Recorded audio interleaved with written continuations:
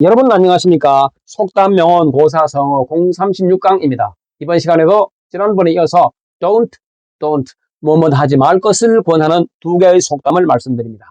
062번 Don't put the cart before the horse. 이거 영국의 영문법 학자였던 로버트 배팅턴이 1520년에 한 말로 알려져 있어요. 자, 뜻을 보면 말 앞에 마차를 놓지 마라 이렇게 되는데 본말을 전도하지 마라, 주객을 전도하지 마라는 의미가 됩니다. 전도라는 말은 거꾸로 해서 뒤집는 건데 전자는 넘어질 전자, 거꾸로 할 도자입니다. 도자가.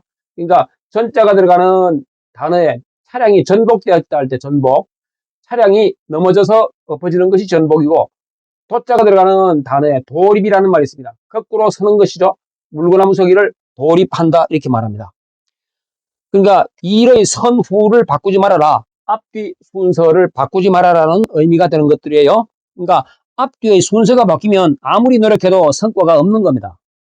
가령 예를 들어서 기둥도 세우지 않고 지붕을 먼저 얹을 수는 없는 거죠. 일의 순서가 뒤바뀌면, 이 순서가 뒤바뀌면 아무런 결과도 이익도 없는 겁니다. 자, 영어 단어에 preposterous라는 게 있습니다. pre는 앞이고 post가 뒤고 erous는 가는데, 이 단어의 뜻은 앞이 뒤로 가는 입니다. 본래의 뜻이. 그러니까 앞뒤가 뒤바뀐 거죠. 앞뒤가 뒤바뀐 거니까 터무니없고 상식을 거스르니라는 의미를 지니는 게 이 단어예요.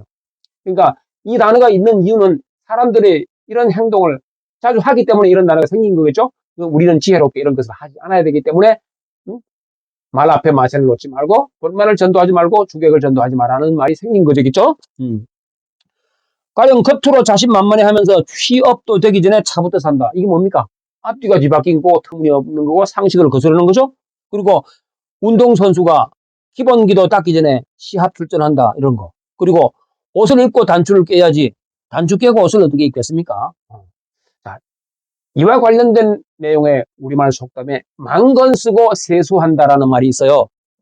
망건이라는 말은 이게 이제 그 모자 같은 건데 사극을 통해서 우리 종종 접할 수가 있습니다. 상투를 튼 사람이 머리카락이 흘러내리지 않도록 머리에 두르는 그물처럼 생긴 물건이 망건인데, 보통 세수하고 머리 빗은 다음에 망건 쓰는 것이 올바른 순서입니다. 근데 망건을 먼저 쓰는 거니까 얼마나 터무니없고 상식을 거스르는 겁니까?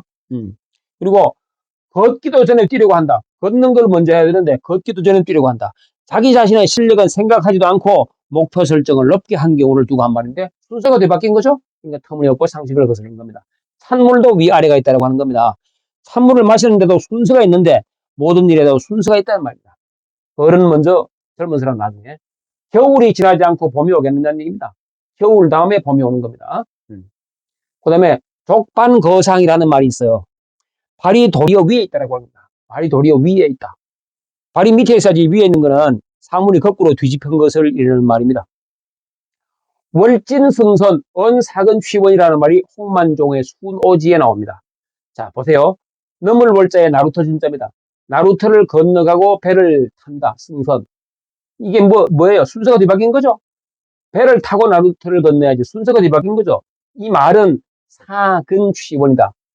버릴 사자입니다. 가까운 것을 버리고 먼데 것을 취한다. 순서가 바뀐 거죠? 가까운 것을 먼저 취하고 먼데 것을 나중에 취해야 되는데, 그죠? 월진승선이라는 말이 망건 쓰고 세수한다, 본말을 전도한다, 터무니없다, 상식을 거스르는 것이다. 이렇게 이해할 수 있겠어요. 063번입니다. Don't spoil the ship for a ha'porth of tar. 이거 영국 속담인데, Don't spoil the ship. 배를 망가뜨리지 말아라는 거죠. ha'porth는 halfpenny worth를 줄여서 ha'porth 하는 겁니다. 반 페니 가치의 타르를 아끼려고 배를 망치지 말아라고 하는 뜻을 지을 수 있는데, 반 페니는 1페니의 반이죠. 페니는 100분의 1파운드입니다. 우리 돈 가치로 말하면 10원짜리 한두 개 정도, 한 10원 내지 20원에 해당되는 것이 이 가치라고 볼 수 있겠어요. 그러니까 아주 이 타르는 방부제입니다. 방부제. 옛날에 사람들은 나무 판자 사이에 틈새에 물이 들어가는 것을 막기 위해서 배에 타르를 바르곤 했다라고 하는 겁니다. 타르는 방부제. 방부제인 타르를 몇 푼 아끼려고 배를 못 쓰게 하지는 말아라고 하는 겁니다. 자, 또 일설에 따르면 요 쉽은 배죠. 쉽이라고 하는 거예요. 양. 쉽은 쉽의 발음을 사투리로 발음해서 오기한 것이라고 하는 겁니다. 일설에 따르면. 즉 양의 털을 깎을 때, 쉽 양이죠. 양의 털을 깎을 때 나는 상처에는 타르를 바르는데 이 타르를 조금 아끼다가는 양을 죽이게 된다는 말입니다.